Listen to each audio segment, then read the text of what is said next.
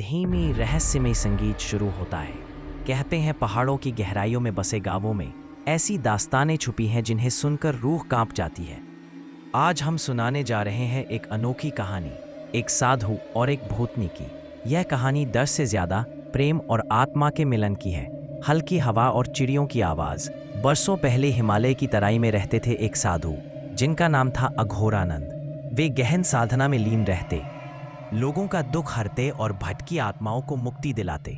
एक रात पूर्णिमा के चांद की उजली रोशनी में साधु ने एक अजीब आवाज सुनी।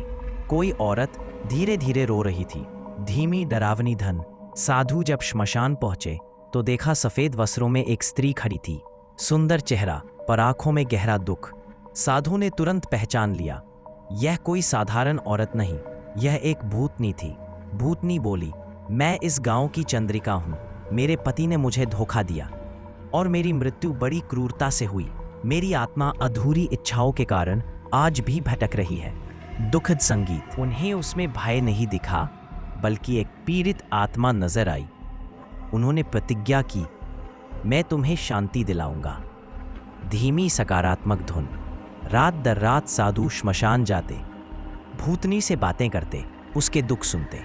धीरे धीरे दोनों के बीच एक रिश्ता बनने लगा। यह रिश्ता आत्माओं का था, जिसे न इंसान समझ सकता था न देवता। चंद्रिका ने एक दिन कहा, गुरुदेव, क्या मुझे कभी सच्चा प्रेम मिलेगा?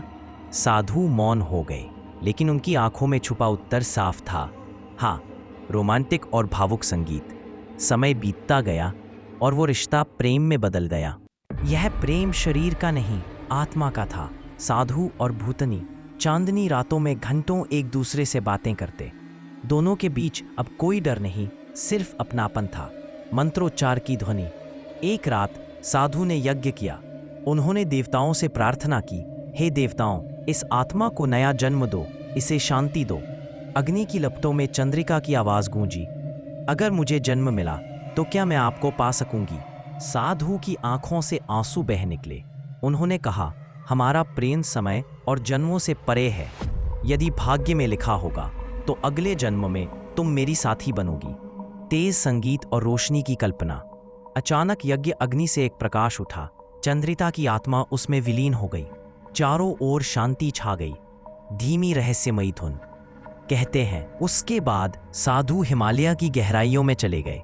कोई नहीं जानता कि इनका अंत कहाँ हुआ, लेकिन गांव वाले मानते हैं, जब भी कोई सच्चे दिल से प्रेम की पुकार करता है तो चांदनी रात में एक स्त्री की परछाई दिखाई देती, सफेद वस्त्रों में, लेकिन चेहरे पर एक शांत मुस्कान के साथ। भावुक संगीत धीरे धीरे खत्म होता है। लोग मानते हैं वही भूतनी चंद्रिका है, जिसे साधु के प्रेम और आशीर्वाद से मुक्ति मिली थी। अंतिम भावुक धुन। यह कहानी हमें सिखाती है कि प्रेम सिर्फ शरीर का नहीं, आत्माओं का भी होता है, और सच्चा प्रेम मृत्यु, लोक और समय से भी परे है।